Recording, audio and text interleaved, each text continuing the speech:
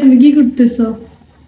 Office থেকে মাত্রই আসলাম, এসে এই যে গাজর নিলাম, শসা কি বলে ক্ষীরা নিলাম, লেবু নিলাম, লঙ্কা নিলাম, আর নিলাম ধনিয়া পাতা, কাঁচা মরিচ। তোমাকে স্পেশাল মুড়ি চা বানিয়ে খাওয়া, বুঝছো?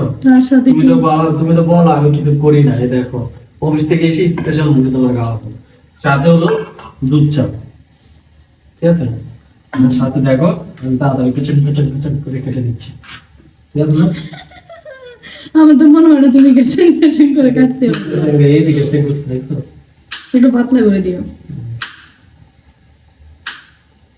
বেশি দিব না। আচ্ছা বানাও তাহলে, তাড়াতাড়ি বানাও, খাবো। টাটা।